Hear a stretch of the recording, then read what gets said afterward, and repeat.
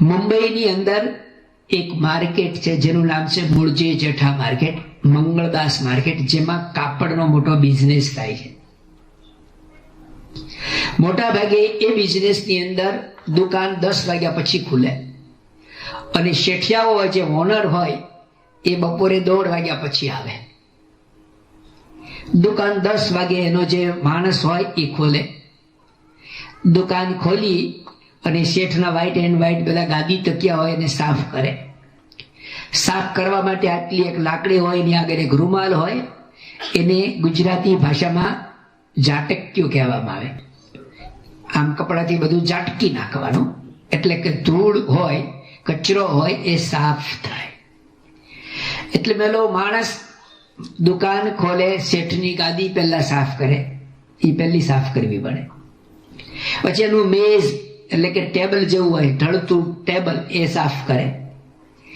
અને એવું સાફ કરતો એ દરમિયાનમાં જ્યારે દુકાન ખોલે, લગભગ 10 વાગે દુકાન ખુલે, એટલે એક માળી બધી દુકાનો માટે જેને જેને બંધાયું હોય, મંથલી એના જે ગ્રાહક બન્યા એ બધા માટે ફૂલનો હાર લઈને નીકળે.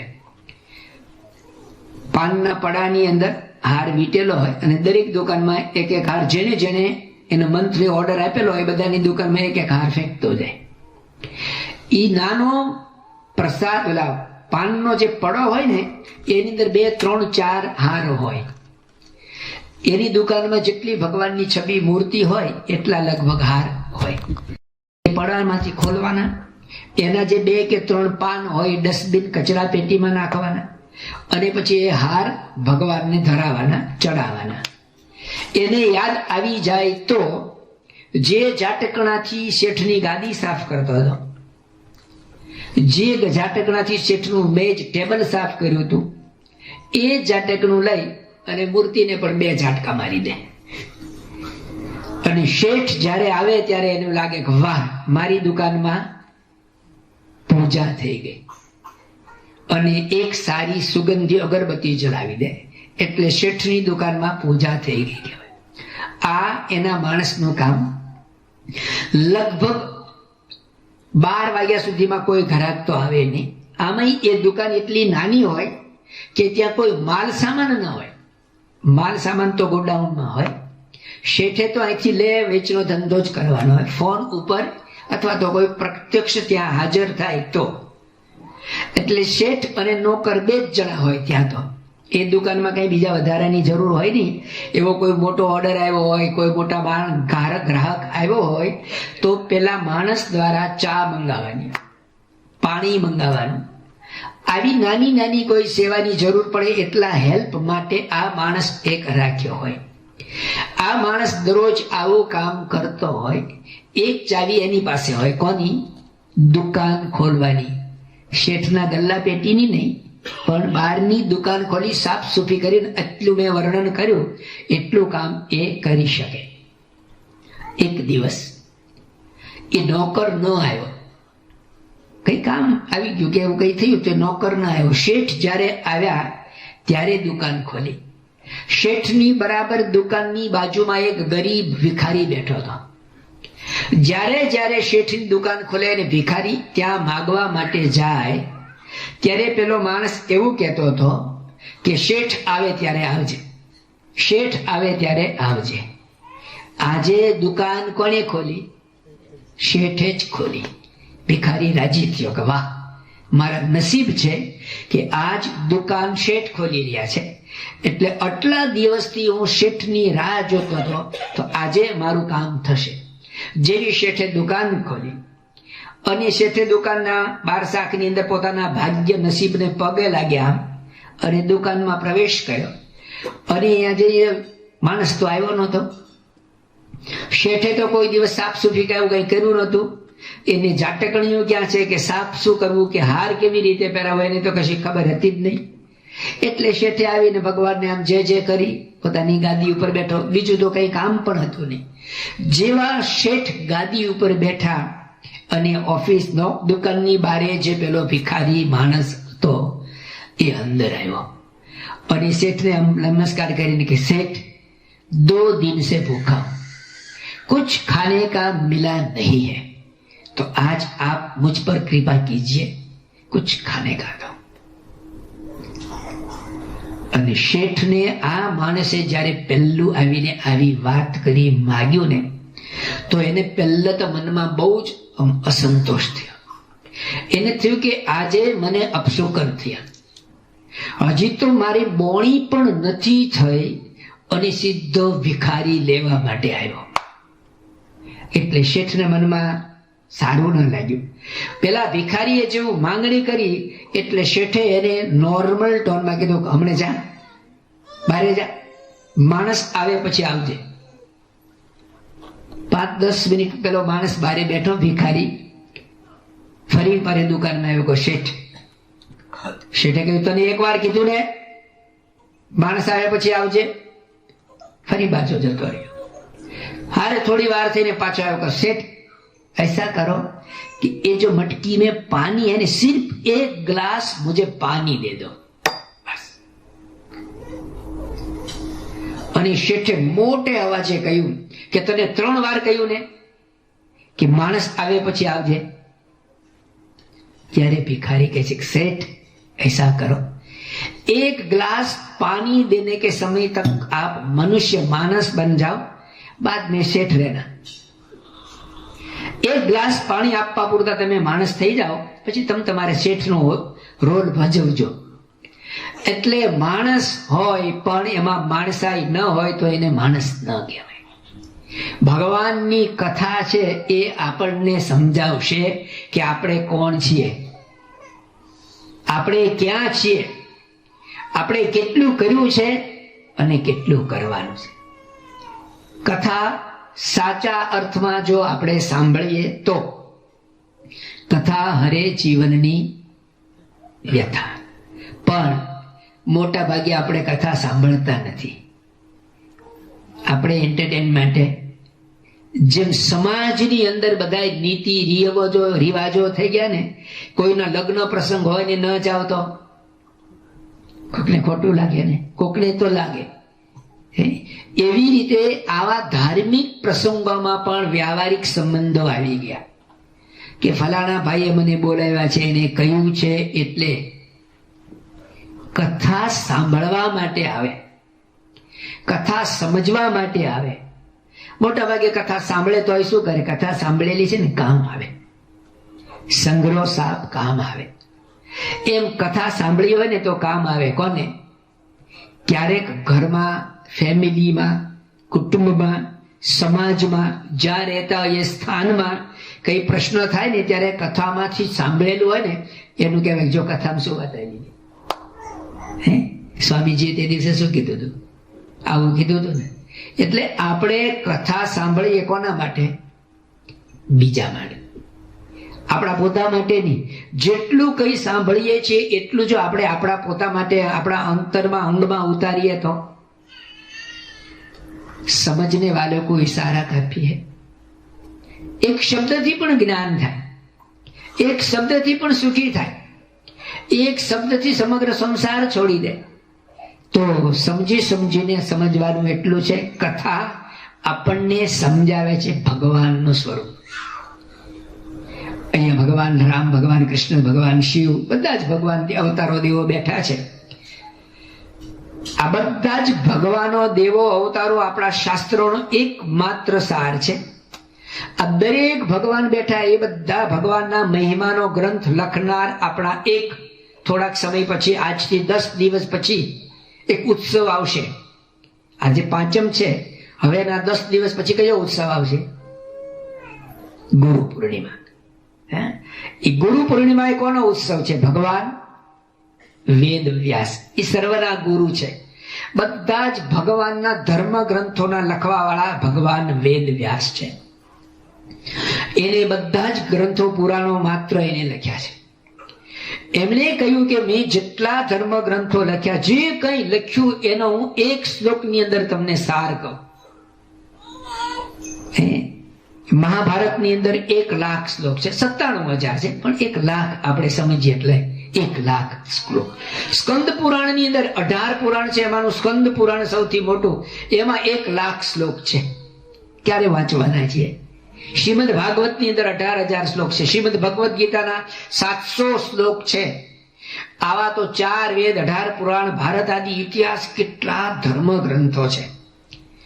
એવું કહેવાય છે કે માણસનો જન્મ થાય અને શ્રીમદ ભાગવતની અંદર કલયુગનું માણસનું વર્ણન કરતા લખ્યું, કલૌ અલ્પાયુષી જીવ, 100 વર્ષના આયુષ્યને અલ્પ કહેવામાં આવ્યું છે. કારણ કે ત્યારે 10,000 અને લાખ વર્ષ માણસ જીવતો હતો. એટલે અત્યારે આપણે જે યુગમાં જીવીએ છીએ એને અલ્પાયુષી જીવ કહેવામાં આવે છે. તો કદાચ માણસનો જન્મ થાય, આવું બન્યું નથી હજી. જે દિવસે જન્મ થાય અને એ જ સમયે એ માણસ વાંચતો થાય, શક્ય છે? 3 મહિના સુધી તેને કઈ દેખાતું જ નથી. અત્યારનું સાયન્સ એવું કે છે કે બાળકનો જન્મ થાય ત્યારે 2-2.5 મહિના સુધી એને કઈ ન દેખાય. આપણને લાગે આંખ ખુલ્લી છે, પણ એ ખુલ્લી જ હોય. પણ કદાચ ભગવાન એવી કૃપા કરે ને માણસનો જન્મ થાય અને જન્મ થાય એ જ દિવસથી એ વાંચતો થાય અને 100 વર્ષ સુધી લાંબુ આયુષ્ય જીવે. એ જન્મે ત્યારથી એને ફક્ત એક જ કામ કરવાનું, શું? વાંચવાનું છે. બીજું કોઈ જ કામ કરવાનું નહીં.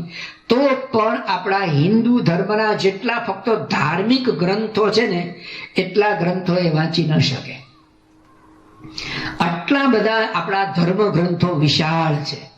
એટલું બધું ભગવાન વેદ વ્યાસ, જેની ગુરુ પૂનમ ઉજવવાના છીએ, એને લખ્યું છે. એને આપણા ઉપર કૃપા કરીને કંઈક હું ફક્ત એક શ્લોકમાં તમને બધું સમજાવું, એનો સાર. આ મોટું કેવડું બિલ્ડિંગ છે, આખું મંદિરનું બિલ્ડિંગ, નીચે ગ્રાઉન્ડ ફ્લોર, આ કદાચ ઉપર હોય. ઘણી વાર આપણે હાઈ રાઇઝ બિલ્ડિંગ જોઈએ ને, તો એને એન્ટર થવા માટેનો એન્ટ્રન્સ એક દરવાજો હોય.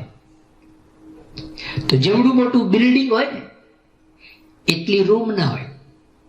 જેવડી મોટી રૂમ હોય એવડો દરવાજો ન હોય. જેવડું દરવાજો હોય એવડું તાળું ન હોય. અને જેટલું તાળું હોય ને એવડી મોટી ચાવી ન હોય. ગમે તેવું મોટું બિલ્ડિંગ હોય એને ખોલવા માટેની ચાવી આટલી નાની કી હોય. એવી રીતે ભગવાન વેદ વ્યાસ કહે છે કે આટલા બધા જે ધર્મ ગ્રંથો, શાસ્ત્રો છે એનો સાર હું તમને ફક્ત એક શ્લોકમાં કહું.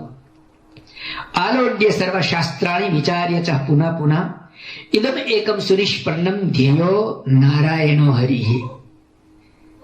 જેટલા કઈ શાસ્ત્ર છે એ સર્વશાસ્ત્રનો સાર માત્ર હું તમને કહું. અને એ પણ વિચાર્ય ચ પુનઃ પુનઃ, વારંવાર વિચાર કરીને મેં પોતે લખેલું એનો જે સાર કાઢીને, સારમાંથી સાર કાઢીને ફક્ત હું તમને એક શ્લોકમાં એનો હાર્દ મહિમા સમજાવું.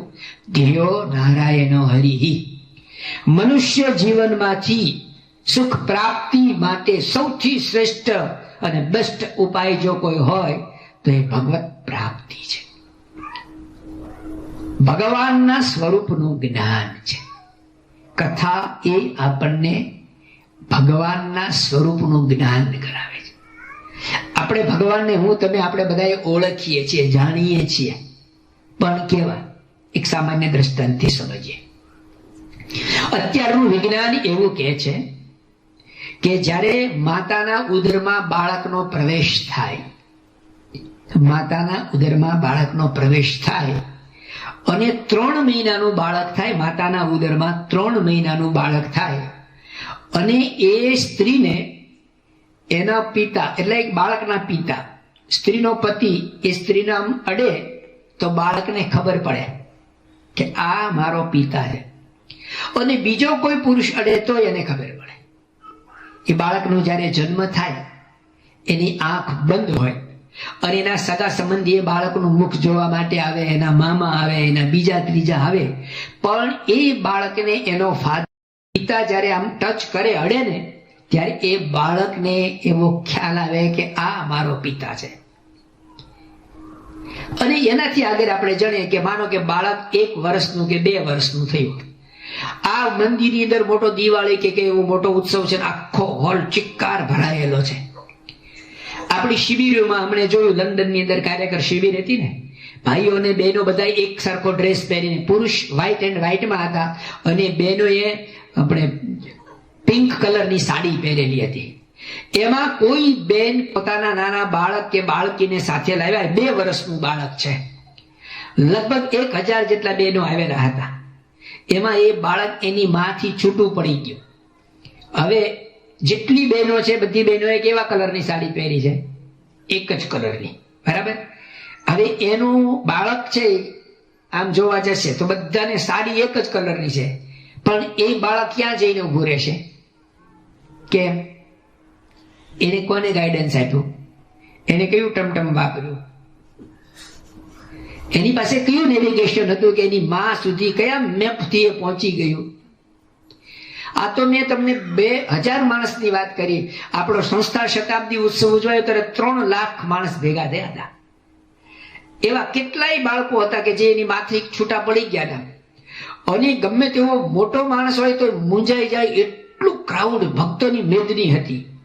પણ છૂટા પડેલા બાળકો તમે 2 કલાક પછી ગ્રાઉન્ડ ઉપર જુઓ તો બધા જ પોતપોતાના સ્થાને પહોંચી ગયા હતા, પોતાની ગાડી પાસે પહોંચી ગયા હતા, પોતાના બૂટ ચપ્પલ જ્યાં ઉતારે અહીંયા પણ આપણે બધું ઓળખી શકીએ છીએ ને. તો એવી રીતે 2 વર્ષનું બાળક, આપણે પહેલા વાત કરી હતી કે 2 મહિનાનું બાળક એના માતા કોણ અને પિતા કોણને ઓળખે.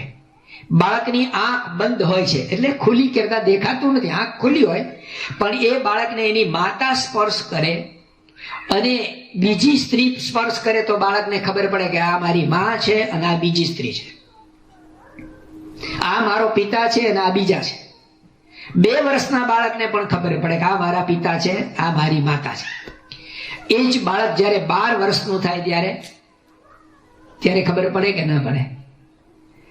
ત્યારે કે તત્વ સહિત ખબર પડે. ઘરની અંદર આપણે કોણ છીએ, કેવા છીએ, ફલાણું જે કંઈ આપણું સ્ટેટસ શું છે, આપણું ફાઇનાન્સ સ્ટેટસ શું છે, આપણો બિઝનેસ શું છે, સમાજમાં સ્ટેટસ શું છે, ઘરની અંદર પણ આપણી રહેણી કેણી વહેણી, આપણે કેવી રીતે રહીએ છીએ, ક્યાં ખોટું બોલીએ છીએ, શું કરીએ છીએ, બધું જ બાળકને ખબર પડે. પણ એ 22 વર્ષનું થાય ત્યારે તો બાળક માતાના ઉદરમાં હોય ને 2 મહિનાનું હોય ત્યારે પણ એના માતા પિતાને જાણે છે. 2 વર્ષનું થાય ત્યારે પણ જાણે છે, 12 વર્ષનું થાય ત્યારે પણ જાણે છે, અને 22 વર્ષનું થાય ત્યારે પણ જાણે છે. પણ એ જાણવામાં ફરક છે. 2 મહિનાનું બાળક પોતાના માતા પિતાને જાણે છે, ફક્ત એટલી જ ખબર છે, ત્વમેવ માતા ચ પિતા ત્વમેવ. આપણને એટલી ખબર છે, આ શ્લોક આવડે છે, અને શ્લોકને આધારે આપણે જ્યારે પણ કંઈક એવું કહેવાનું હોય, પૂજા પ્રાર્થના કરવાની હોય, આપણને કંઈક પ્રશ્ન આવ્યો હોય ત્યારે હાથ જોડી અને ભગવાનને કહીએ છીએ ત્વમેવ માતા ચ પિતા ત્વમેવ. પણ ત્વમેવ માતા એટલે શું? ત્વમેવ પિતા એટલે શું? જેમ 2 વર્ષનું બાળક એ આખા પોતાને માતા પિતા થકી વિખૂટું પડી ગયું હોય, અથવા તો એના માતા પિતા ક્યારેક કોકના ઘરે કોઈના બંગલામાં એને છોડી આવે, તો પણ એ બંગલામાં એને શું યાદ આવે? એ કોનું ધ્યાન ધરે, કોની સામે જોવે, એના મનની અંદર કોનું રટણ ચાલતું હોય? એવું આપણે આને કહીએ છીએ, બોલીએ છીએ કે ત્વમેવ માતા ચ પિતા ત્વમેવ, પણ એવું સમજતા નથી. તો કથા આપણને સમજાવશે ભગવાનના સ્વરૂપનું જ્ઞાન. ભગવાનને ભગવાન જાણવા એ સૌથી સુખ પ્રાપ્તિનો શ્રેષ્ઠ અને બેસ્ટ ઉપાય છે. એક વાર જો આપણે આ જાણીએ કે આ ભગવાન છે, સમગ્ર સૃષ્ટિના માતા પિતા છે. આપણા ઘરના માતા પિતા હોય તો આપણા ઘરની અંદર જેટલું કઈ આપણા ઘર વ્યવહાર સંબંધી બધું જ કામ કોણ કરે? આ છોકરાઓ નાના થોડા, તો હવે થોડા મોટા થઈ ગયા, પણ થોડી નાની ઉંમરના હોય, એના કપડા ફાટી જાય તો કોની ચિંતા? કોઈ પ્રસંગની અંદર ગયા ને છોકરાએ કપડું મેલું પહેર્યું, ફાટલું પહેર્યું તો કોણ ના પાડશે? કોને ચિંતા થશે? કોને શરમ આવશે? છોકરાને. કેમ? એ માતા પિતા. એમ આપણે એક વાર જો એને જાણી લીધા ને પછી આપણને કેવા રાખવા એ બધું એ કરશે. પણ આપણે જાણવાના. આપણે શબ્દ બોલીએ, હે ભગવાન, હરી તારા નામ છે 1000, ભગવાનના અનંત નામ છે. જનમંગલ નામાવલી અને સર્વમંગલ નામાવલી 1008 ભગવાનના નામ છે. એનાથી પણ વધારે તમે કોઈ પણ નામથી બોલાવો અને કોઈ પણ રૂપ સ્વરૂપમાં કોઈ પણ પ્રબલામાં ભગવાન આપણને મળી શકે. વચ્ચેનાનો પ્રસંગ, પાંડવો જ્યારે વનમાં ગયા, આમ તો ભગવાન કૃષ્ણને પોતાની સાથે જ રાખતા હતા, છતાં પણ એવું કહેવાય છે કે યુધિષ્ઠિરે એવો નિયમ લીધેલો કે ભગવાનના દર્શન કરીને જમવું. શક્ય છે? 14 વર્ષ સુધી જંગલમાં વનમાં રહેવાનું છે. એ વનની અંદર આવા મંદિર ક્યાં હોય? વનમાં ભગવાનના દર્શન ક્યાં કરવા? એ વખતે અત્યારે છે એવા પ્રિન્ટિંગ પ્રેસ ક્યાં હતા કે આવી ઓલ ઇન વનની મૂર્તિ પોતાના પોકેટમાં રાખે, એના દર્શન કરીને જમે? એવો નિયમ આપે તો અઘરો પડે છે. યુધિષ્ઠિરે એવો નિયમ લીધો હતો કે ભગવાનના દર્શન કરીને જમવું. હવે ક્યાં દર્શન કરવા? પણ દર્શન કરતા હતા. ભગવાનમાં જો આપણે શ્રદ્ધા રાખીએ તો ભગવાન ગમે ત્યારે જો હોય હિંમત રે નરને ઉર્માહી ભારી, દ્રઢતા જોઈને રે તેની મદદ કરે મોરારી. ભગવાન આપણને હેલ્પ કરે, મદદ કરે અને ગમે તે રૂપ સ્વરૂપમાં ભગવાન આપણને દર્શન આપે. એક વાર 3 દિવસ થયા યુધિષ્ઠિરને જમવાનું મળતું નથી, એટલે કે દર્શન થયા નથી, એટલે યુધિષ્ઠિર મોટા ભાઈ જમતા નથી. ભીમ પાંડવ પક્ષની અંદર ભીમને છે ને જાડી બુદ્ધિ વાળો ગણવામાં આવે છે, જળ જેવો કહેવામાં આવે છે, પણ એની બુદ્ધિ બહુ સૂક્ષ્મ હતી. એવા 2-3 પ્રસંગો આવે છે. અત્યારે આપણે આ પ્રસંગ જે ચાલે છે એની જ વાત કરીએ. ભીમના મનમાં દયા આવી કે મોટા ભાઈ 3 દિવસથી પાણી પીતું નથી, ખાધું નથી, તો આપણે એને ખવડાવીએ. પણ મોટા ભાઈ યુધિષ્ઠિરની ટેક હતી ને, એ સત્યવાદી હતા અને એને જે નિયમ લીધો એ શિર સાટે રે, શિર સાટે નટવર ને વારીએ રે, પાછું તે પગલું નવ ભારીએ રે, શિર સાટે નટવર ને વારીએ. ભગવાન શિર સાટે વરવાના.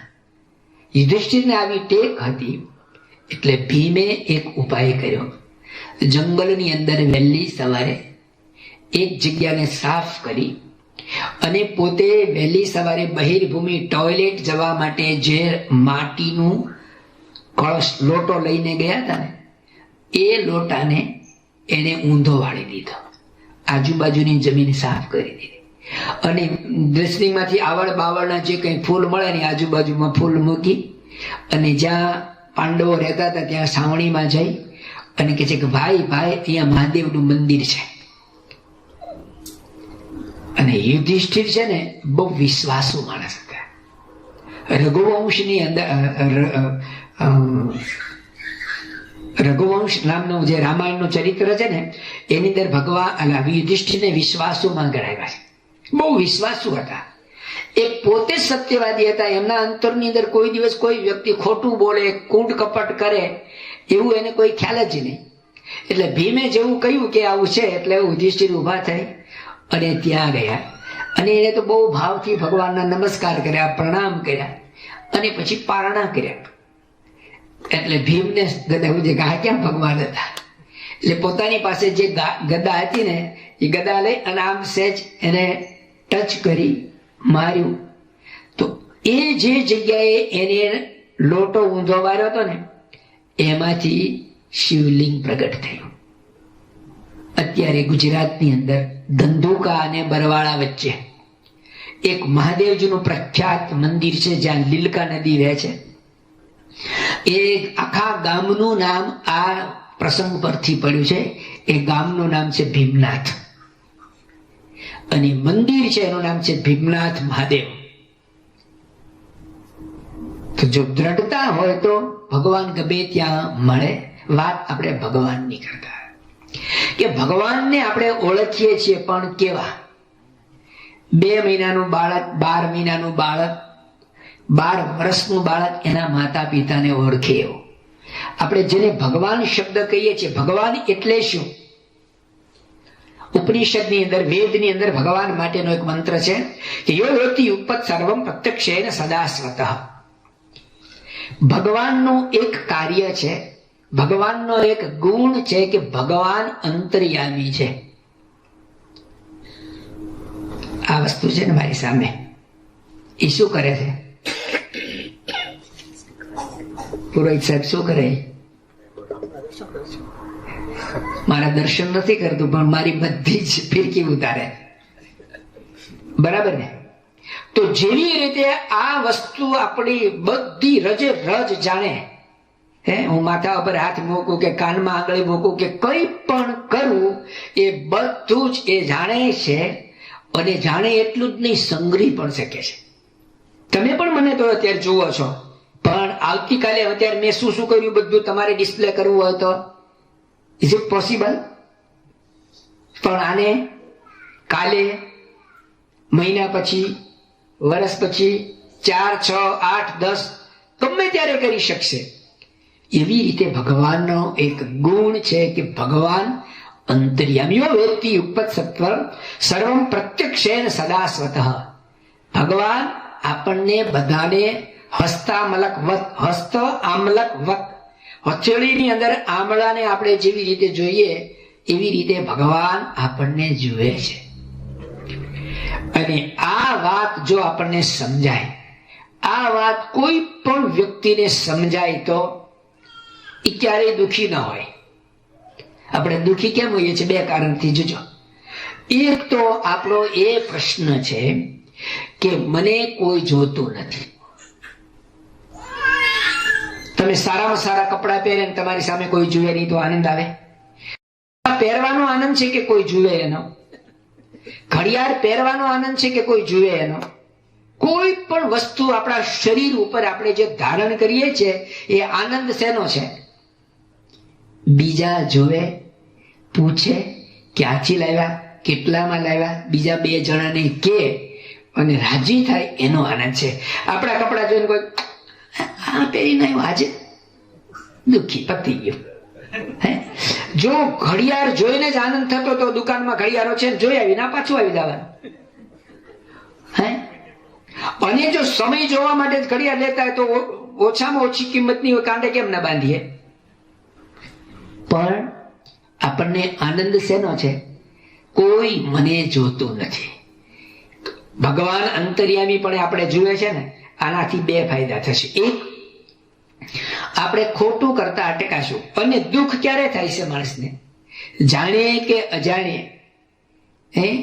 કોઈને દેખતા કે ખાનગીમાં પણ જે આપણા શાસ્ત્રના, આપણા ધર્મના, આપણી મર્યાદાના, આપણી સંસ્કૃતિના આપણે નિયમ લોપીએ છીએ ને ત્યારે આપણને દુઃખ થાય છે. ભલે આપણે કહેતા નથી, વ્યક્ત નથી કરતા, પણ આપણું અનકોન્શિયસ માઇન્ડ એ અંદર નોંધ કરે છે અને આપણને એનાથી દુઃખ થાય છે. એટલે ભગવાન અંતર્યામી છે, ભગવાન આપણું જાણે છે. તો એનો એક ફાયદો એ થાય, ઘણી વાર આપણે મંદિરે આવતા હોઈએ અને આપણે અમુક સમય સુધી માળા પૂજા, ભગવાનની સેવા, બીજું ત્રીજું કર્યું, પણ આપણે જે મનમાં ઈચ્છા કરી હોય, આપણે જે કામ ધાર્યું હોય, આપણને જે નોકરી મળે, ઘર મળે, આપણો કંઈક રોગ દૂર થાય, જે કંઈ આપણા મનમાં નક્કી કરેલું એવું ન કરે ત્યારે આપણી શ્રદ્ધા ઓછી થવા લાગે અને તૂટી પણ જાય. વિશ્વાસ પણ જતો રહે કે ભાઈ આ તો ખાલી પૂતળા છે, આ કંઈ આપણું કામ કરતા. પણ જો આપણે અંતર્યામી જાણતા હોઈએ તો ભગવાન છે ને કામ કરે. આપણે વિચાર કરો, હમણાં તમે નીચે પ્રસાદ લેવા માટે ગયા હતા, બરાબર? આ તો કથા પહેલા પ્રસાદ લેવાનો હતો, પણ માનો કે આપણે પહેલા બધા સભામાં બેઠા અને સત્સંગ કથા પૂરી થઈ અને પછી પ્રસાદ લેવા ગયા તો શું થાય? તો બધા એક સાથે જ નીચે જાત. અત્યારે તો પેલા 6 આવ્યા, 6:30, 6:45, 7, જેમ જેમ આવ્યા એમ પ્રસાદ લેતા ગયા, એટલે બહુ વાંધો ના આવે. પણ કથા પૂરી થાય પછી 500 માણસ હોય, 500 માણસ એક સાથે નીચે પ્રસાદ લેવા માટે જાય તો 500 કાઉન્ટર ખોલેલા હોય, 500 ડીશ હોય, 500 કાઉન્ટર ન હોય. કાઉન્ટર તો 1 અથવા તો 2 હોય. તો બધાએ એ જ કાઉન્ટર ઉપર જવું પડે ને. હવે એમાં કોઈ કે માનો કે એ કાઉન્ટરની અંદર કોક એવું કે હું સભામાં છે ને હું 5 વાગે આવી ગયો, પણ અહીંથી ઉભા થવામાં જયારે નીચે ગયા ત્યારે એનો 300મો નંબર હતો, તો એને પહેલું ડીશ મળશે. એવી રીતે આપણે ભગવાનની પાસે આવીએ ત્યારે આપણે તો અહીંયા આવીને અરજી કરી, કોઈ ઘરેથી નીકળ્યો ત્યાંથી જ ભગવાનને અરજી કરી દીધી હોય, તો બુકિંગ પહેલા કરાવી દીધું હોય તો આપણે પહેલા એનો નંબર આવી ગયો ને. તો આપણે એવું ઈચ્છીએ કે ભગવાન હું કહું અને તરત કરે, એવું ના કરે. લૌકિક રીતે જો તો અત્યારના આજના નોકર એવું નથી કરતા. ભારતની અંદર મુંબઈ જેવા શહેરોની અંદર કોઈને નોકર રાખવાના હોય ને તો પેલા એવું હતું કે શેઠ નોકર ઉપર કન્ડિશન મૂકતા કે આટલું કામ કરવાનું, આટલા વાગે કરવાનું, આમ કરવાનું, તેમ કરવાનું. હવે નોકર લોકો શેઠ ઉપર 3 કન્ડિશન મૂકે છે. એક તો અમે તમારા ઘરે પણ ઝાડુ પોતા કચરો કરીશું અને બાજુવાળાને ત્યાં બી કરીશું, અથવા તો બીજા બિલ્ડિંગમાં પણ કરીશું. એ જો તમને માન્ય હોય તો તમે ટીક કરો. એક, હા કરજે, મારા ઘરનું બધું કામ કર્યા પછી ટાઈમ મળે તો તું કરજે, પણ મારા ઘરની અંદર આટલું તમારા ઘરનું તમે જે કહો બધું કરીશ, પણ મને સમય મળે હું સ્પીડ કરીને તમારું કામ કરી નાખું તો બીજે કરી શકો તો કે કરજે. એક, પછી તે છતાં પણ મને ટાઈમ મળે તો હું તમારું ટીવી ચાલુ કરી શકું, સારું કરજે જા. 2, અને ત્રીજું, રાત્રે 10 વાગ્યા પછી જેટલા બીજા ઘાટીઓ આજુબાજુમાં કામ કરતા ને એ બધાની એક માર્કેટ ભરાય.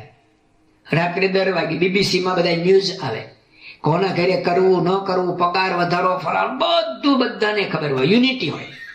એ ચર્ચામાં અમે દરરોજ પરિષદ ભરાય એમાં જઈ શકશો. ને રાત્રે 12-1 વાગે પણ આવીએ તો તમારા ઘરની અમારી સુવાની રૂમ હોય એની ચાવી અમને આપવાની. આ 3 કન્ડિશન માન્ય હોય તો અમે તમારા ઘરમાં કામ કરીએ, અને 3 કન્ડિશન શેઠે માન્ય કરવી પડે.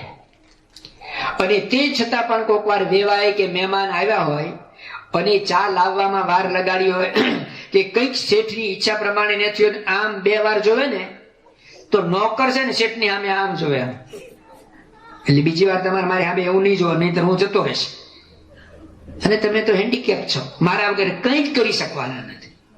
તો જો એક સામાન્ય માણસ પણ આપણે કહીએ એમ ન કરતો હોય તો ભગવાન કઈ આપણા નોકર નથી, પણ એ ભગવાન કોણ છે એ આપણે જાણતા નથી. ભગવાન બોલીએ છીએ. આ લોકની અંદર તમે જોજો, કોઈ મોટો માણસ હોય તો આપણે સભા બેઠી છે, આ સભાની અંદર હમણે કહ્યું ભાઈ ગુજરાતી સમાજના પ્રેસિડેન્ટ, પ્રમુખ, જે કાર્યકારી આખો સમાજ ચલાવવો હોય તો એક વ્યક્તિ એવી જવાબદાર હોવી જોઈએ કે જે આખો ભાર સંભાળે. તો એ વ્યક્તિ આવે તો થોડુંક આમ રિસ્પેક્ટ એનો આવે કે ભાઈ આ વ્યક્તિ બેઠા છે. પણ અહીંયાના કોઈ મેયર આવે તો, આ ગામના અહીંના આ કાઉન્ટીના મેયર અહીંયા આવે આપણી સભામાં બેઠા હોય તો ફરક પડે કે નહીં? અહીંયા પ્રેસિડન્ટ આવે તો,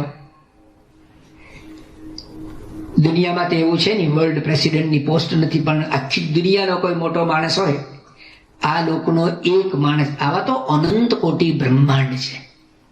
ભગવાન કોણ છે? અનંત કોટી બ્રહ્માંડના અધિપતિ છે. એ ભગવાનના જયારે આપણે દર્શન કરીએ, અહીંયા મંદિરમાં જ નહીં, આપણા ઘરે જ્યાં પણ દર્શન કરીએ ત્યારે જો આપણે એને ભગવાન જાણતા હોઈએ તો હવે વિચાર કરો કે આ લોકનો દુનિયાનો કોઈ માણસ, પ્રેસિડેન્ટની આપણને બહુ પડી નથી, પણ આ દુનિયાની અંદર કોઈ સૌથી વધારે ધનાઢ્ય માણસ હોય, આપણે ગુજરાતી છીએ, ગુજરાતી જે કોણ ધનાઢ્ય માણસ છે એના આપણને નામની ખબર છે. અદાણી ફેમિલીમાંથી કોઈ, અથવા તો રિલાયન્સના કોઈક આપણી સભામાં આવીને બેઠા હોય, આમ બાજુમાં જ બેઠા હોય તો શું થાય? આપણી ખાલી બાજુમાં બેઠા, તમને કઈ આપ્યું નથી, કશું જ નહીં, પણ તમે એની બાજુમાં બેસવા મળે તો ખરેખર વિચાર કરજો શું થાય. અને ખાલી આપવા ખાતર પણ તમને એનું કાર્ડ આપે, લે અમારું કાર્ડ, તો શું થાય? હા, ન્યાલ થઈ ગયા. ફક્ત કાર્ડ આપે, એની બાજુમાં ફોટો પડી ગયો હોય તો ભગવાનની પાસે ફોટો પાડીએ ત્યારે. કારણ કે આપણે અદાણી કે અંબાણીને જાણીએ છીએ, પણ અદાણી કે અંબાણીને બનાવવા વાળા આ ભગવાનનો મહિમા જાણતા નથી. એ ભગવાનને ભજી દે. હનુમાન ચાલીસા. હનુમાનજી કોણ હતા?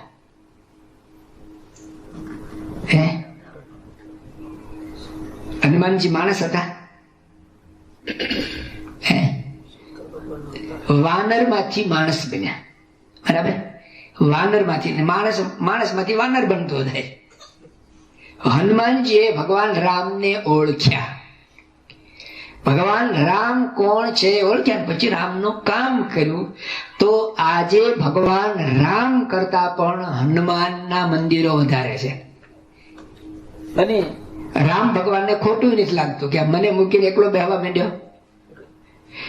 જ્યાં રામનું મંદિર હોય ત્યાં હનુમાનજી હોય, અને હનુમાન મંદિરમાં રામ ન પણ હોય. હનુમાનજી એકલા જ મંદિરમાં બેઠા, અને ગડગડિયા હનુમાન ને ફલાણા કેટલા નામ હનુમાનના. તો એ ભગવાનનું ભજન કરીને એવા મોટા થયા. કહેતા કે હનુમાનજી રામને ઓળખ્યા. અને હનુમાનજી રામને ઓળખ્યા, વિભીષણ રામને ઓળખ્યા. સુંદરકાંડ ની અંદર આવે છે, વિભીષણ ને ભગવાન પૂછે છે કેવું છે, તો કે તમને કઈ દુઃખ છે? તો કે મને કોઈ દુઃખ જ નથી. તમારું સ્મરણ ન થાય એ જ દુઃખ છે, અને તમારું વિસ્મરણ થાય એ મને દુઃખ છે. બસ, બીજું કોઈ દુઃખ જ નથી. એક વાર ભગવાન ઓળખ્યા પછી કોઈ દુઃખ લાગે જ નહીં. દુઃખ લાગે છે એનું કારણ એક તો આપણે આ ભગવાનના સ્વરૂપને જે રીતે ઓળખવાનું છે ઓળખતા નથી. ભગવાનની કેવી શક્તિ છે! કીડીને કણ હાથીને પણ ચાર પગાને ચાર કોસીટામાં કીટ વસે છે. ઈશ્વર પૂરે હાર. મસ્જિદ કેરા કોટ મિનારા ઉપર ઉગ્યા ઝાડ, પથ્થર ઉપર પાણી વરસે તે ઈશ્વરનો પાર. સુરપંખીને ટંકે સોગણ ખાવા જોઈએ ખીલ. દૂધરડાના દરિયા કાંઠે સર્જા તેના શરીર. મારાને મોતીનો ચારો વખતે આપે વાલો. જેને જ્યારે જે જોઈએ તે ભગવાન એને આપી દે. કીડીને કેટલું જોવે? હાથીને ક્યાંથી લાવે? એ કઈ બેંક બેલેન્સ રાખે છે, કયા એના કોઠાર છે, ગોડાઉન છે, દરરોજ કેટલું એને ખાવા જોઈએ? તમે આફ્રિકાની અંદર સરંગેટી, આ બધા આફ્રિકાથી જ આવ્યા છો ને, તાંજાનિયામાં જોજો સરંગેટીના જંગલમાં કેટલા જનાવરો છે. કોઈક વાર ઉનાળાના સમયમાં જાય ને આપણને પણ આશ્ચર્ય થાય કે અમે લોકો એકવાર ત્યાંથી પસાર થયા ને, અને અમારી ગાડી જતી ને એની સાથે એક પક્ષીનું ટોળું આમ જતું. અમારી ગાડી જ્યારથી નીકળી ત્યારથી લગભગ 3-3.5 કલાક થયેલા, અમે કોઈ જગ્યાએ પાણીનું ટીપું જોયું નહોતું. આ પક્ષીઓ ક્યાં પાણી પીતા હશે? કેનેડાની અંદર હું હતો ત્યારે -32 ડિગ્રી હતી, અને લગભગ 2 ફૂટ સ્નો પડેલો. એ સમયે અમે બધા આમ આનંદથી જોતા હતા ને, ત્યાં 5-7 ચકલી આવી. અમે ફિલ્મ પાડી છે, અને ચકલી આવીને બરફની અંદર આમ આનંદ કરતી હતી, ભાઈ અંદર પહેરી ગઈ. -32 ડિગ્રી ઠંડી છે, બારી બારણા બંધ અને હીટર કર્યું છે ને, તોય આવી રીતે બેઠા તમે. અને ચકલી, ભગવાને કયો કોટ પહેરાવ્યો હશે એને? વિન્ટર કોટ છે ને, એ ભગવાન છે. કીડીને પણ હાથીને પણ જેને જ્યારે જે જોઈએ તે એને ટાઈમે ટાઈમે આપી રહે છે. એ ભગવાનનો મહિમા વિચારે તો કથા આપણને ભગવાનના સ્વરૂપની વાત કરે છે. કે ભગવાનનું સ્વરૂપ આપણે સમજવાનું છે. સાંભળીએ છીએ પણ સમજવાનું છે. એક વાર અંબાણીને અંબાણી તરીકે જાણ્યા અને સમજ્યા પછી એનો સંબંધ રાખવો ગમે કે નહીં? એની પાસે બેસવું ગમે કે નહીં? એની સાથેનું કંઈ પણ કનેક્શન હોય એ આપણને ગમે કે ન ગમે? તો ભગવાનને એક વાર ભગવાન જાણ્યા પછી એની બધી વસ્તુ આપણને ગમશે. એ જો ભગવાન આપણે જાણ્યા હોય તો, ભગવાનનો મહિમા, ભગવાનનો પ્રતાપ આપણે જાણ્યો હોય તો, એક કથા આપણને ભગવાનના સ્વરૂપની વાત કરશે. શ્રીમદ ભગવદ ગીતાના 10મા અધ્યાયની અંદર ભગવાને વિભૂતિ યોગ લખ્યો છે. એની અંદર લખ્યું છે કે યદ્ વિભૂતિ મત સત્વ મદ તેજોસી સંભવ. દુનિયાની અંદર જે કંઈ સારું છે એ બધું જ હું છું, અને એમાંથી જો મારું તત્વ કાઢી લેવામાં આવે તો ભગવાનનું જે ચિત્ત તત્વ એમાંથી કાઢી લેવામાં આવે તો બધું કેવું થઈ જાય? કોઈ એની સામે પણ જુએ. આ પુષ્પ આપણને સારું લાગે છે, પણ એમાંથી જે આત્મા નીકળી જશે પછી ફેંકી દેવાનું. સમજી ગયા? તો કોઈ પણ વસ્તુ ભગવાન કે યદ યદ વિભૂતિમત સત્વમ મદ તેજોસી સંભવ, દરેક વસ્તુની અંદર સુંદરતામાં સુંદરપણું હું છું. એ ભગવાનનો મહિમા એક. બીજા, એ ભગવાન આ પૃથ્વી ઉપર પધારે છે. એવા જે ભગવાન છે ને, કારણ કે ભગવાનનું નામ લે એટલે આકાશમાં જુએ, ઉપર નહીં. ભગવાન ઉપર તો જરૂર છે, પણ અહીંયા પણ છે. અત્ર તત્ર સર્વત્ર ગગને પવને વનવન ભવને, એક દરેક જગ્યાએ ભગવાનનો વાસ છે. ઉપનિષદનો પહેલો મંત્ર, ઈશાવાસ્યમ ઇદમ સર્વમ યત્ કિંચિત જગત્યામ જગત તેન ત્યક્તેન ભુંજિતા મા ગ્રધા કસ્યચિદ ધનમ. ભગવાન અત્ર તત્ર સર્વત્ર છે. અને જો ભગવાન દરેક જગ્યાએ હોય તો આપણાથી કઈ ખરાબ થાય? મારામાં, તમારામાં, નાના મોટા દરેકની અંદર ભગવાન જો હોય તો એ વ્યક્તિ કોઈનું ખરાબ ઈચ્છે? ખરાબ કરે? કઈ ના કરે. તો એ જ ભગવાન જે ઉપર છે એ નીચે આવે, એને માટે અવતરણ કહેવાય. ભગવાન પૃથ્વી પર અવતરે છે, મનુષ્યની પાસે આવે છે, એના જેવા થાય છે અને અહીંયા આવીને ચરિત્ર કરે છે. તો ભગવાન વેદ વ્યાસ સુખનો ઉપાય બતાવે છે ભગવાનના ચરિત્ર.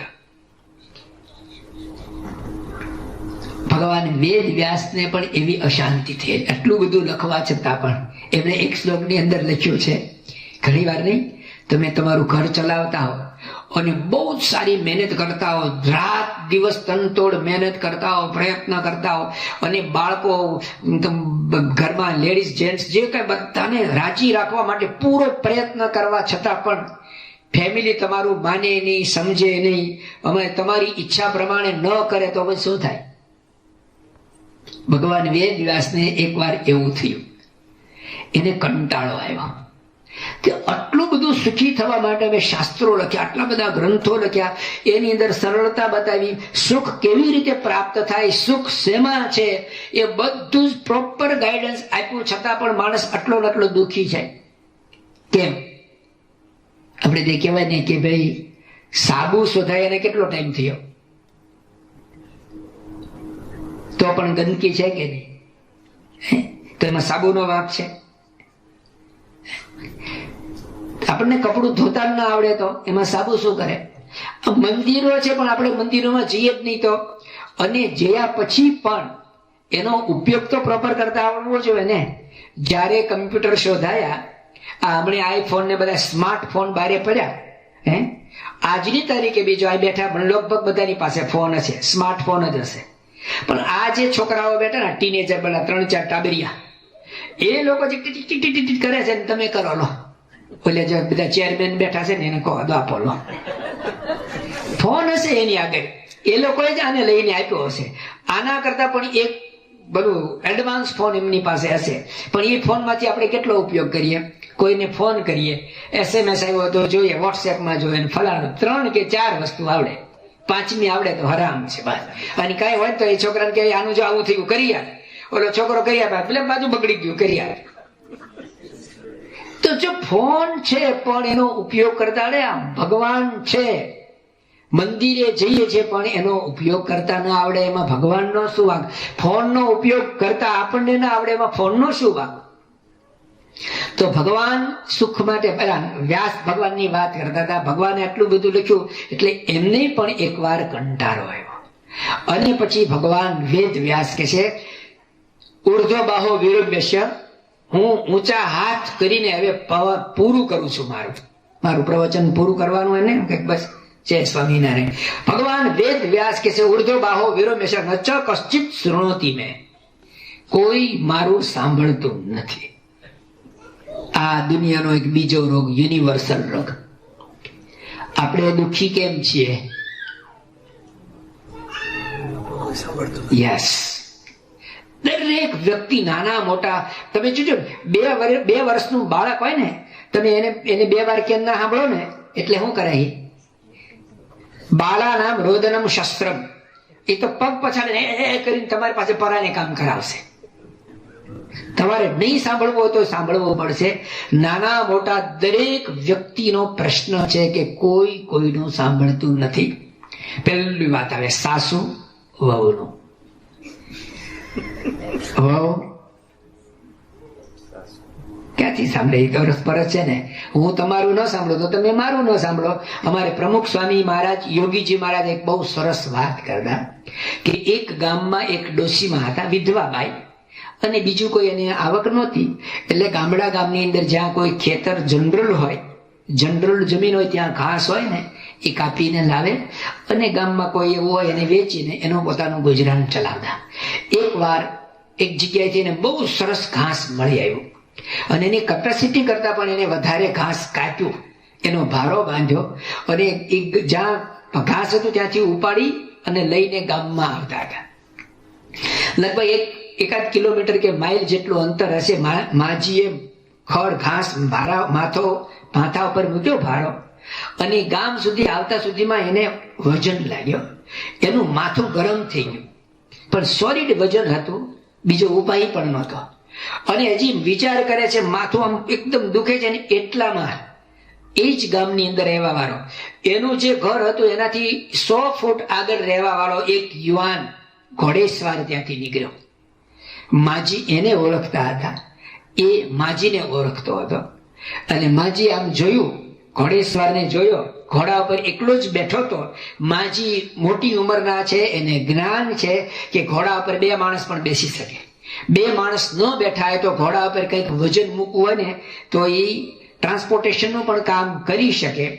એટલે માજીએ પેલા યુવકને કહ્યું, બેટા, આ મારા માથા ઉપર ઘાસ વજન છે તો તું તારા ઘોડા ઉપર મૂકી દે અને જ્યાં મારું ઘર આવે ને ત્યાંથી ઉતારી દેજે. તારે એ જ રસ્તે જવાનું છે, રસ્તામાં જ મારું ઘર આવે ત્યાં તું મારી ડેલી ખડકી આગળ તું ઉતારી દેજે. એક તો યુવાનીનો મદ હોય, અને પાછું એને પાછળ ધન હતો. માજી ગરીબ હતા, ઓલો ધનવાન હતો. ધનનો મદ, યુવાનીનો મદ. ઘોડા ઉપર બેઠો હોય ને, વેહિકલ વાહન વ્યવસ્થાનો પણ મદ હોય. જેની પાસે વધારે ફેસિલિટી હોય ને એની આગળ મદ હોય. એટલે 2-3 કારણને લઈ યુવાને ના પાડી દઈ, ના નહીં લઈ જાઓ એમ કરીને આગળ નીકળી ગયો. આગળ ગયો ને 10 ડગલા આગળ ગયો છે, 10 ફૂટ આગળ ગયો ને ત્યાં એ યુવાનના મનની અંદર એક વિચાર આવ્યો. એને ઘાસ જોયું હતું ને, એટલું ફાઇન ઘાસ છે. એ પોતે ઘોડી રાખતો હતો ને, અને ઘોડીને શું ખરવાય? દાળ ભાત. ઘોડી શું ખાય? ઘોડી ઘાસ ખાય. ઘાસની અંદર પણ ક્વોલિટી હોય. બધી વસ્તુમાં જેમ ક્વોલિટી હોય ને, રાઈસના કેટલા પ્રકાર, તમે ટીરડા કેમ લો છો? ખબર છે ને, બધા જાત જાતના હોય એમાં. તો એવી રીતે આ એટલું ફાઇન ઘાસ હતું ને, કુણું માખણ જેવું. એટલે એને વિચાર આવ્યો કે ડોશીમાએ મને સામેથી કીધું અને મેં છે લક્ષ્મી ચાંદલો કરવા આવીને મોઢું ધોવા ગયો. એને ખોડીને પાછી વાળી. કયા વિચારથી? કે હું જાઉં, ડોશીમાનું ઘાસ લઈ લઉં અને ઉપાડીને લઈ જાય અને મારી ઘોડીને છૂટી મૂકી દઉં. ડોશીમાં આવે ત્યાં સુધી ઘોડી ઘાસ ખાય.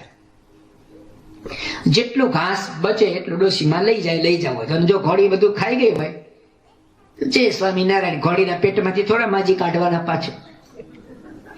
આવા વિચારથી જેવો યુવાન પાછો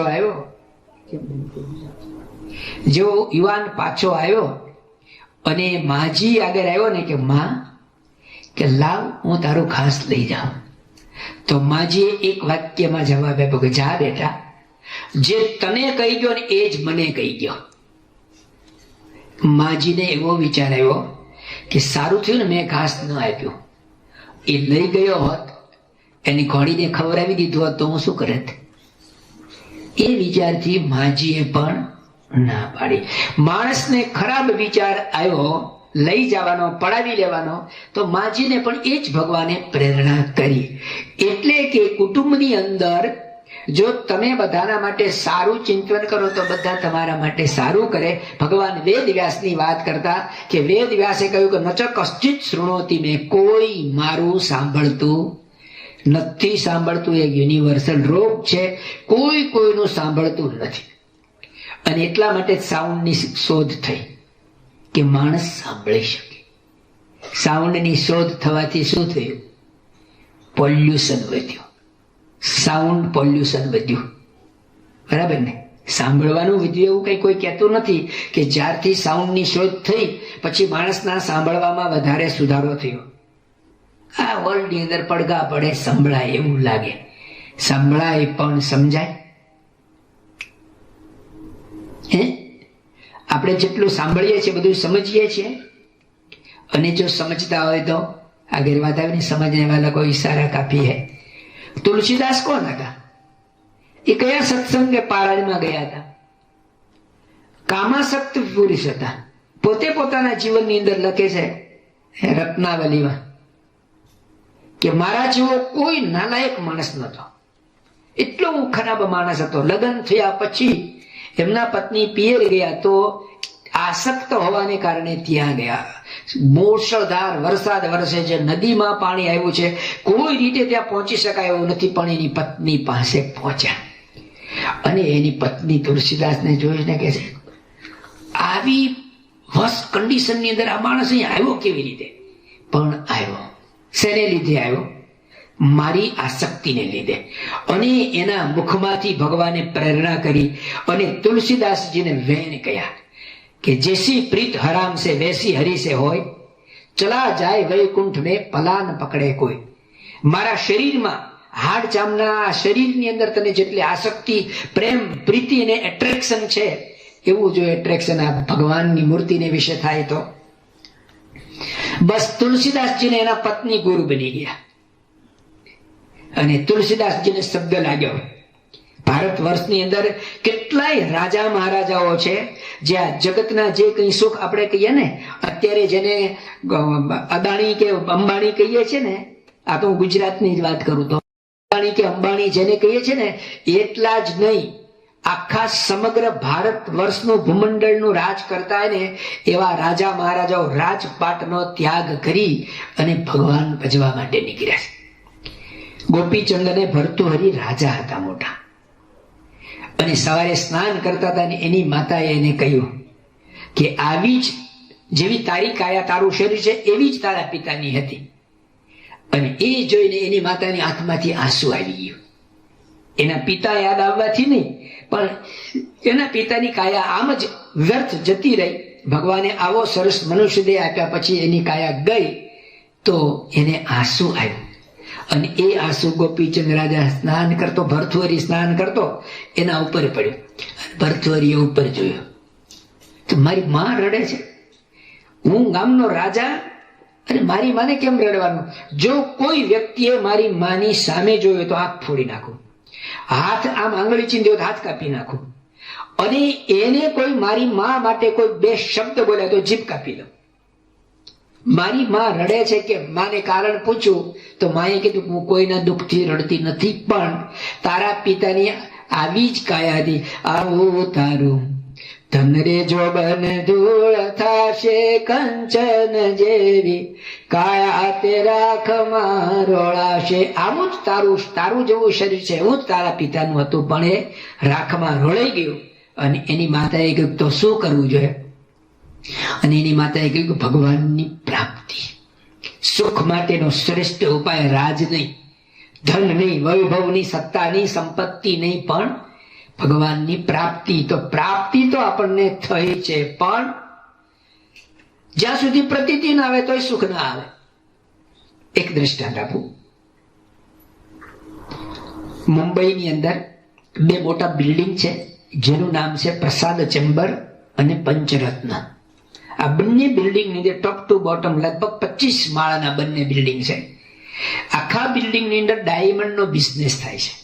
એની સાથે નાનું મોટું કંઈક થોડુંક થતું હોય તો પણ એ આખા બે બિલ્ડિંગ ડાયમંડના કહેવાય. એ પ્રસાદ ચેમ્બર કે પંચરત્નમાં રહેવા વાળો એક ડાયમંડનો મોટો વેપારી, એને રહેવા માટેનું મુંબઈના બીજા સબબની અંદર 20-25 કિલોમીટર દૂર બીજા જે સબબ પરાઓ છે ત્યાં રહેતા હોય. એકવાર આ જે 2 બિલ્ડિંગ છે ત્યાં પાર્કિંગની વ્યવસ્થા નથી, બહુ ઓછું પાર્કિંગ છે, એટલે બધાને તો પાર્કિંગ મળે જ નહીં.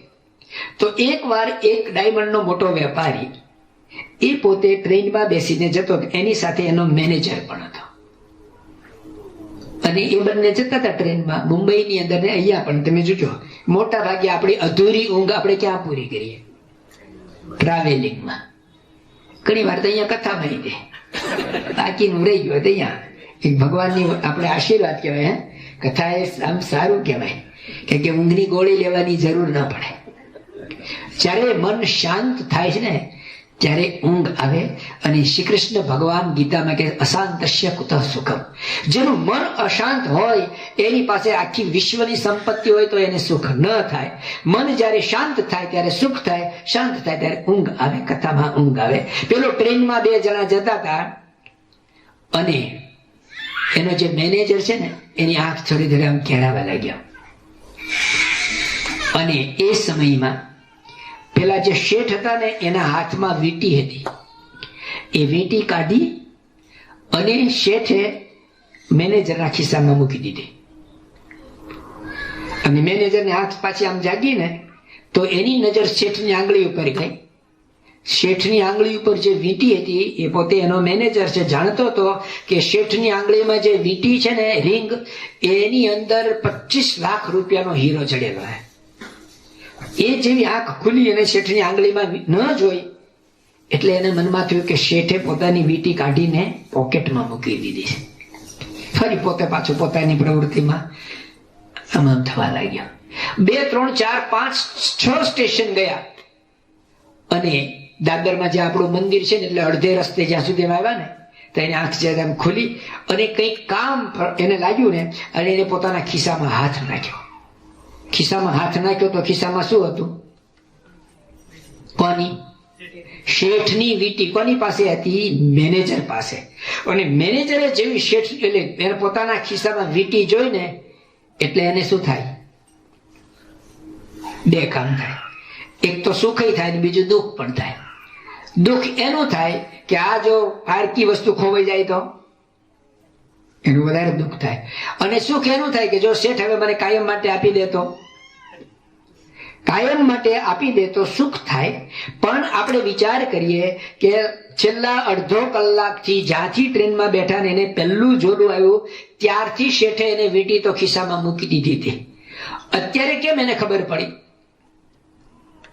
તો જો એને પ્રાપ્તિ તો ઓલા સ્ટેશનથી હતી, વીંટી એના ખિસ્સામાં એની પાસે હતી, પણ સુખ કે દુઃખનો અનુભવ ક્યારે થયો?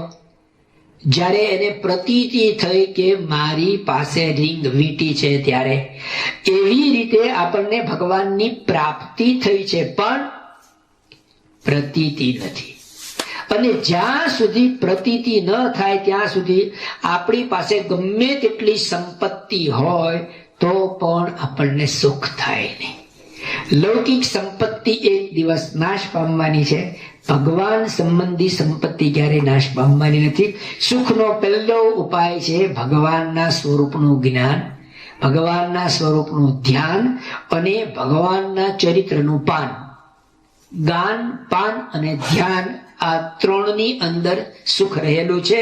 એ જો ભગવાનના સ્વરૂપનું આપણે જ્ઞાન પ્રાપ્ત કરીએ, એ જ ભગવાનનું ધ્યાન કરીએ. ભગવાન સ્વામિનારાયણ કહે છે અમારે તો પ્રસંગ એવો બન્યો હતો કે સ્વામિનારાયણ ભગવાન જ્યારે પૃથ્વી પર પ્રત્યક્ષ પ્રમાણ વિચરતા હતા ત્યારે વડોદરા ગાયકવાડ સરકારને લેપ્રેસિસનો રોગ થયેલો. અને એ દૂર કરવા ભારતની અંદર જેટલા ડોક્ટરો, હકીમો, વૈદ્યો હોય બધાની પાસે બતાવવા છતાં એનો કોઈ ઉપાય ન મળતા તેઓ અહીં ઇંગ્લેન્ડ સુધી આવેલા. અહીંયા આવ્યા પછી પણ એ રોગ એનો મટ્યો નહોતો. અને જ્યારે એ રોગનું સવારે ડ્રેસિંગ કરે ત્યારે આવી રીતે આમ કરે તો 1 વાટકી ભરાય એટલું પરુ એમાંથી નીકળતું. એ વડોદરા ગાયકવાડ સરકારના વિદ્વાન વર્ગ શોભારામ શાસ્ત્રી એ જાણતા હતા. શોભારામ શાસ્ત્રી ગાયકવાડ સરકારના પણ શાસ્ત્રી હતા અને સ્વામિનારાયણ ભગવાનના ભક્ત હતા. અને સ્વામિનારાયણ કોણ છે, સ્વામિનારાયણ ભગવાને આ પૃથ્વી ઉપર આવીને શું શું કાર્ય કર્યું છે, કેવા કેવા ચમત્કાર પાછા બતાવ્યા છે, અને ગુજરાતની ભૂમિમાં શું કાર્ય કર્યું બધું જાણવાને કારણે શોભારામ શાસ્ત્રીએ સ્વામિનારાયણ ભગવાનને કહ્યું કે પ્રભુ, આપ સાવ સામાન્ય માણસને પરચો બતાવો, ચમત્કાર બતાવો છો ને એવું કાર્ય કરો છો, તો આપની ઈચ્છા છે કે સમગ્ર ગુજરાત સ્વામિનારાયણનું ભજન કરતી થાય, એના માટેનો એક સરળ ઉપાય, જેમ હું બોલું છું આખા હોલમાં સંભળાય, કારણ બોલું છું પણ સંભળાય, હું બોલતો તો તમને સંભળાતું કેમ?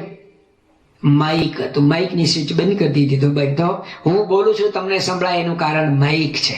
પણ આટલું જે હું બોલું છું આટલી અવાજ પણ ન કરવો પડે. BBC માં બોલું તો, એના સ્ટેશન ઉપર જઈને બોલું તો.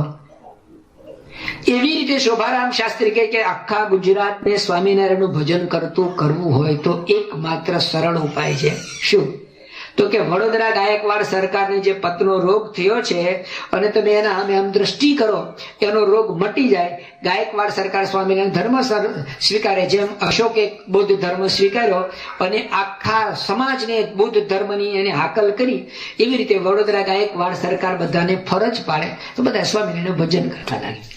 ત્યારે સ્વામિનારાયણ ભગવાન કહે છે કે અમારે એવી રીતે પરચા કરીને કઈ સત્સંગ કરાવવો નથી, અને કદાચ અમે એવો પરચો કરીએ તો અમને કઈ ગામ ગરાસ આપે, અમને કોઈ ગામ ગરાસ કે લૌકિક વસ્તુની પડી નથી. અમે તો નેત્ર મીચીને ભગવાનનું એક ક્ષણ માત્ર ધ્યાન કરીએ ને, અને એ ધ્યાનમાં અનંત કોટી બ્રહ્માંડના જે સુખ છે ને, એ સુખ કરતા પણ વધારે સુખ અમને ભગવાનના ધ્યાનમાં આવે છે. તો સાચા સુખનો એક ઉપાય ભગવાનનું જ્ઞાન, ભગવાનનું ધ્યાન અને ભગવાનના લીલા ચરિત્રનું પાન. આ ત્રણ વસ્તુ જો આપણે કરીએ, સમજીએ, તો આપણને સુખ આવે. આપણી લૌકિક થોડીક વાતો કરી લઈએ 5 મિનિટ, કે આપણે દુઃખી કેમ છીએ. પહેલાના સમયમાં કેવું હતું કે આપણી પાસે ફેસિલિટી ઓછી હતી ને, ત્યારે આપણે એવું માનતા, એક વ્યક્તિના ઘરની અંદર પંખો ન હોય અને બીજી વ્યક્તિના ઘરમાં પંખો હોય, તો જેના ઘરમાં પંખો ન હોય એને શું લાગે કે હું દુઃખી છું. કારણ કે મારે જો હવા ખાવી હોય, મને ગરમી લાગે ને, તો મારો એક હાથ રોકાયેલો રહે, હું 2 હાથે કામ ન કરી શકું, એક હાથ મારો એંગેજ રહે, મારે પવન ખાવો પડે. તો જેના ઘરે પંખો ને એવું લાગે, હો આ માણસ કેટલા સુખી છે, આના ઘરે પંખો છે. પંખા વાળો સુખી કહેવાય કે નહીં? જેના ઘરમાં પંખો નથી એના કરતા જેની પાસે પંખો હોય એ સુખી. બરાબર? આપણી માન્યતા એવી છે. પણ પંખા વાળાને સુખ લાગે એ કોની સામે જોવે? જેના ઘરમાં એર કન્ડિશન હોય ને એના ડબલા દેખાય ને, હવા અંદર આવે ને ડબલું બારે દેખાય, બહારથી ખબર પડે કે આના ઘરમાં એર કન્ડિશન છે, આના ઘરમાં એર કન્ડિશન છે. ઘરે એર કન્ડિશન, કારમાં એર કન્ડિશન, ઓફિસમાં એર કન્ડિશન. જ્યારે ઇલેક્ટ્રિસિટી જાય ત્યારે એની કન્ડિશન કેવી પાછી? પંખા વગરનો માણસ ઘરે રહી શકે, સુઈ શકે, અને જેના ઘરમાં એસી હોય એને ઇલેક્ટ્રિસિટી જાય ત્યારે, કલકત્તાની અંદર 8-8 કલાક ઇલેક્ટ્રિસિટી ન હોય તો આરામથી બંગાળી બાબુઓ બધા ફરતા હોય, અને અહીંયા પરદેશની અંદર 5, 10, 15 મિનિટ માટે જાય ને ઇલેક્ટ્રિસિટી, અને જો જાહેરાત ન કરી હોય તો કેટલાક તો ગાંડા થઈ જાય, પાગલ થઈ જાય. તો આપણે ફેસિલિટીને સુખ માનીએ છીએ કે જેની પાસે વધારે ફેસિલિટી હોય એ વધારે સુખી. જેના ઘરમાં એક ગાડી હોય એના કરતા જેના ઘરમાં ગાડીઓની અંદર પણ આમ લીટા વાળી, એટલે લેક્સસ, પછી BMW, અને પછી છે ને ગાડી તો છે. આ ગાડી શું કામ કરે છે? ઘરેથી મંદિરે લાવવાનું. હવે ઘરમાં ગાડીઓને પગમાં લઈ જાય અને એક ગાડી સામાન્ય છે મંદિરમાં લઈ જાય તો કોણ સુખી? પણ આપણા મનમાં શું છે કે જેની પાસે ફેસિલિટી હોય એ સુખી. ભાઈ, ફેસિલિટી હોય એ સુખી કહેવાય નહીં. ભગવાને આપણા ઉપર કૃપા કરી. જ્યારે આપણે શરૂઆતના વર્ષોમાં જીવતા ત્યારે આપણી પાસે આ કોઈ ફેસિલિટી નહોતી, તો પણ આપણે સુખી હતા. અમે એક જગ્યાએ પધરામણીએ ગયા અને ઠાકોરજીને બધા રૂમમાં પગલા કરાવતા ને, તો એક પલંગની ઉપર ભગવાનને આમ અમે મૂક્યા ને, તો નોર્મલી આપણે જયારે એને મૂકીએ તો ગાડલું પંચનું હોય, સ્પંજનું હોય કે રૂડું કોટનનું હોય, પણ આની ઉપર આમ જેવા મૂકે તો આટલું આમ આખું વાઇબ્રેશન થવા લાગ્યું. મેં કીધું આવું કેવું, આટલી બધી સોફ્ટ સ્પ્રિંગ નીચે છે? તો કે ના, આ તો વોટર છે, આની અંદર પાણી ભર્યું છે. મેં તો કોઈ દિવસ જોયું જ નતું અને સમજો પણ નતો કે પાણી ભરેલો પલંગ શા માટે. તો કે માણસ હોય ને ત્યારે એને થોડોક આમ નાનો હોય ને ત્યારે ટેવ પડેલી હોય ને, માં એને આમ હિંચકાવે ને ઘોડિયામાં, તે બાકી રહી ગયો છે. એ સમયનું કંઈક થોડુંક બાકી રહી ગયું છે. અત્યારે હવે એને પૂરું કરવાનું કે હોય ને ત્યારે આમાં વાઇબ્રેશન થોડાક આવે ને, એમાં એ દરમિયાન મને ઊંઘ આવી જાય. તો મુંબઈની ટ્રેનમાં ફર ને તને આનાથી બધાની આંચકા આવશે. મુંબઈની કોઈ પણ ગાડીમાં બેસ ને તને આમ ચલ્યા જ રાખશે. ફેસિલિટી નહોતી ત્યારે પણ આપણે સુખી હતા. આપણે અહીં આવ્યા પહેલા આપણા બાપ દાદા ખેતરોની અંદર તમે જુઓ, રોટલો ને મરચું ખાઈને પણ સુખી હતા.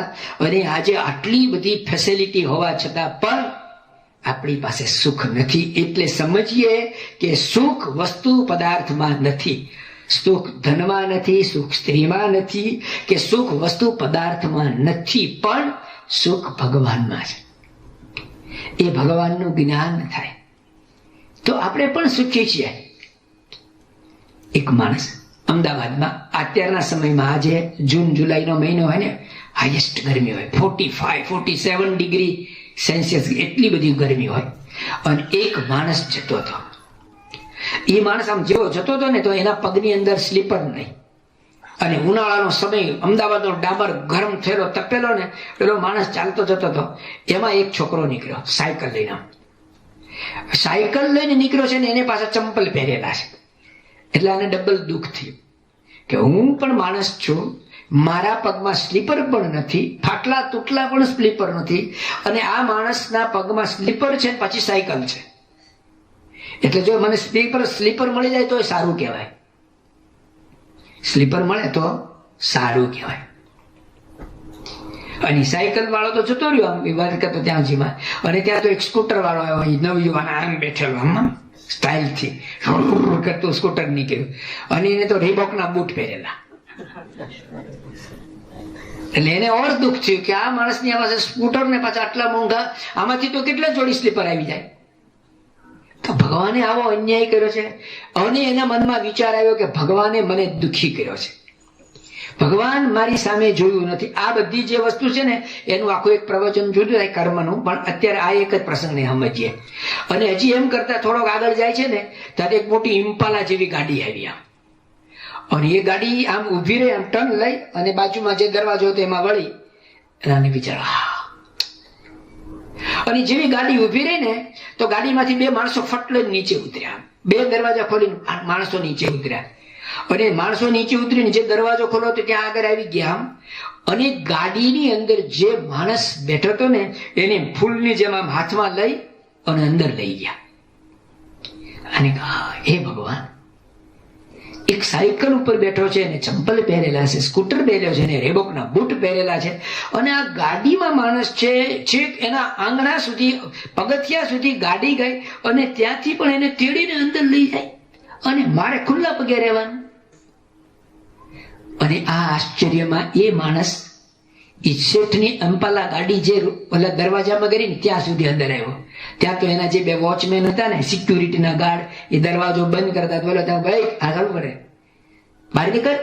તો કે મને એક પ્રશ્ન છે કે ઓલી ગાડીમાંથી કોણ અંદર ગયું? તો કે શેઠ છે. તો કે કેમ એને આવી રીતે ફૂલની જેમ? તો કે એને પગ નથી. એને શું નથી? એને પગ નથી. હવે કોણ સુખી છે કહો? જેને સુખી રહેવું હોય એને પોતાથી દુઃખી હોય એનો વિચાર કરવો. આપણે હંમેશા ઊંચું જોઈને, જે માણસ ઊંચું જોઈને ચાલે ને ખાડા ખાડિયા પડે એ દુઃખી થાય. સાચી વાત છે ને? આપણે આમ જતા ને આમાં બાલા મારતા હોય તો પડવાના, દુઃખ થવાનું. પણ નીચું જોઈને ચાલે તો, જેવું જોવાનું છે જોઈને ચાલે તો, આપણા શાસ્ત્રો કહે છે કે સુખી રહેવું હોય તો કોઈની સામે ન જો. તું જેને સુખી માણસ ને એને તું પૂછ, તું સુખી છો? જેને તું સુખી ગણેશ ને એને પર્સનલી જઈને પૂછ, સુખી નથી. ઉદ્ધવ સંત સુખી સંસાર में ભગવાન કૃષ્ણ ઉદ્ધવજીને કહે છે શ્રીમદ ભાગવતના 11 સ્કંદની અંદર કે ઉદ્ધવ संत सुखी संसार में, राजा भी दुखिया, रंक भी दुखिया, धनपति दुखित विकार में, बिना विवेक कपड़ा पहरेला ने भेक सब दुखिया उद्धव संत सुखी संसार में सुख समझण में रहेલું संपत्तिમાં નહીં, સત્તામાં નહીં, વૈભવમાં નહીં, ફેસિલિટીમાં નહીં, પણ સુખ ભગવાનમાં છે. અને બીજું સુખ છે સમજણની અંદર. પેલા માણસને થોડીક સમજણ આવી કે એની પાસે ગાડી બંગલો બધું જ છે પણ પગ નથી. હજી તો ફક્ત એટલું સિક્યુરિટી વાળાએ વાત કરી, પણ આગળની બીજી વાત કરી હોત તો એના શરીરમાં કેટલા રોગ છે. મુંબઈના એક સમયના મોટા શેઠ, આજથી 60 વર્ષ પહેલાની વાત કરું, નામ છે મોરારકા શેઠ મારવાડી. એને એ વખતે બધી મિલો હતી અને 45 કરોડ રૂપિયાની ઇન્કમ હતી. બ્રહ્મ સ્વરૂપ યોગીજી મહારાજ એના ઘરે પધરામણી કરેલી. શેઠે પોતે યોગીજી મહારાજને એમના ઘરે બોલાવેલા અને મગની દાળનો શીરો, મારવાડીનો મગની દાળનો શીરો, એમાંથી પછી ગુજરાતીમાં આવ્યો. ઓરિજિનલ મારવાડી લોકો મગની દાળનો શીરો કરે. મગની દાળનો શીરો ને બ્રાહ્મણ બોલાવીને શાક પાક પકવાન બધું જ બનાવેલું. ઠાકોરજીને થાળ થયો અને પછી શેઠને પ્રસાદી આપવા માટે સ્વામીજીએ જેવો હાથ લંબાવ્યો ને તો શેઠે કહ્યું કે મારી ડીશ જુદી આવશે. એટલે કે હું VIP છું. એટલે આ ઘરના મેઇન માણસ છું. એટલે કદાચ એમની ડીશ આપણા બધા માટે જો આવું કર્યું છે તેના માટે કેવું આવશે. એટલે બધા ઇંતજારી થાય ને, ક્યુરોસિટી કે ભાઈ આનું શું આવશે. અને એની ડીશ, એનો નોકર જે દરરોજ એને પીરસતો લઈને આવ્યો, એની અંદર હતી તાંદળજાની ભાજી જે તેલથી વઘારી નહોતી, એમાં ટીપું પણ તેલ નાખ્યું નહોતું.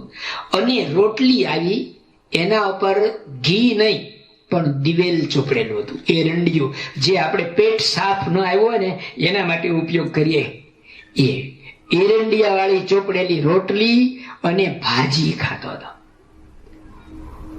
સુખી છે. એટલે કોઈની પાસે કદાચ સંપત્તિ હોય તો એ જોઈને આપણે એવું અનુમાન કરવાની કઈ જરૂર નથી. આ સુખી છે.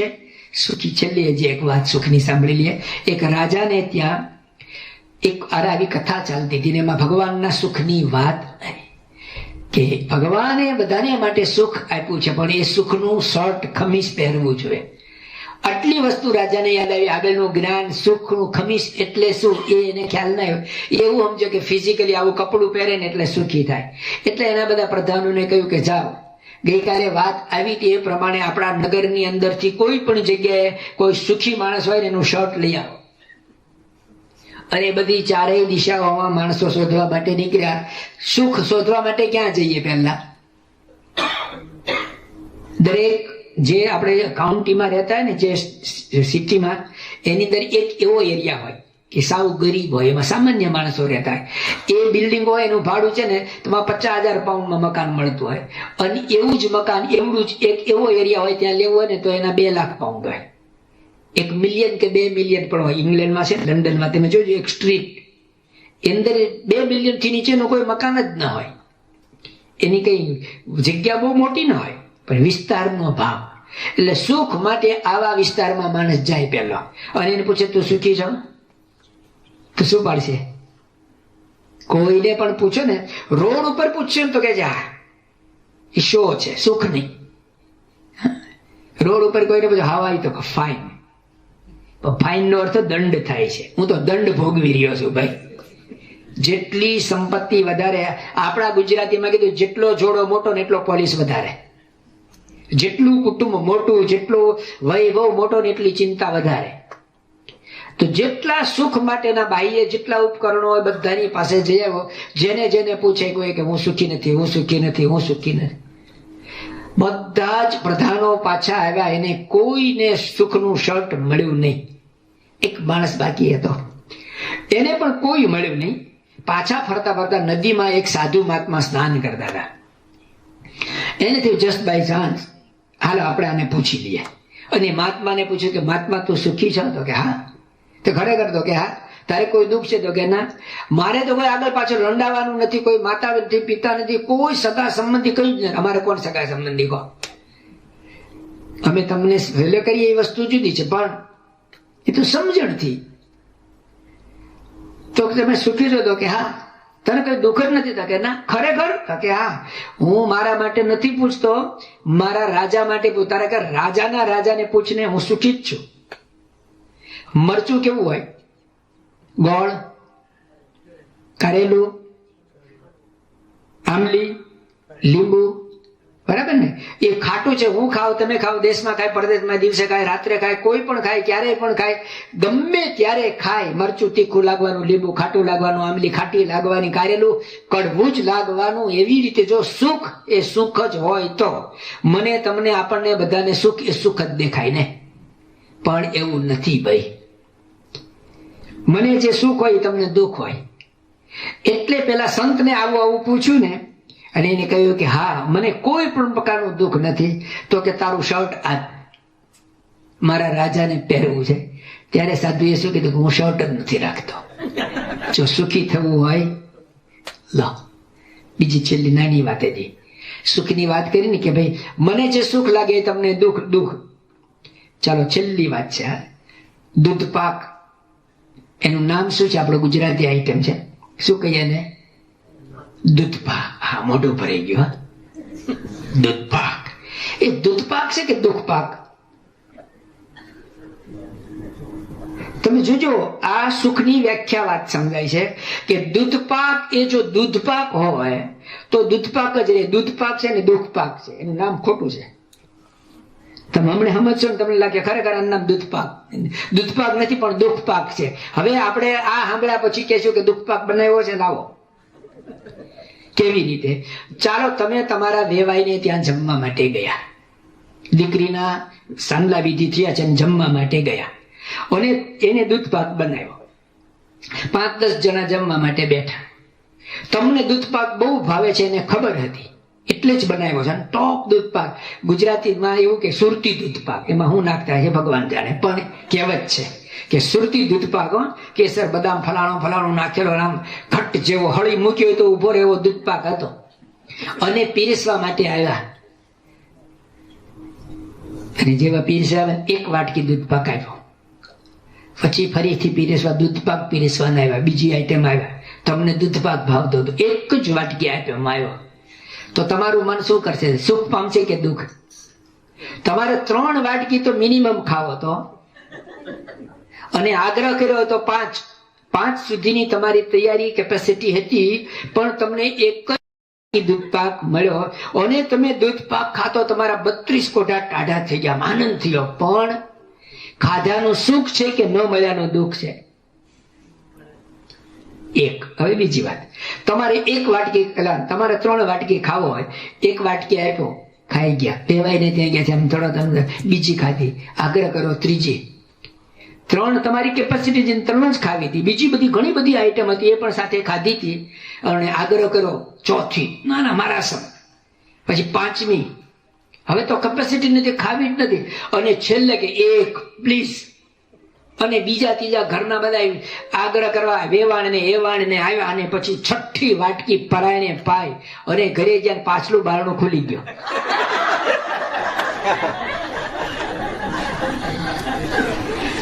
દૂધ પાક છે કે દુઃખ પાક?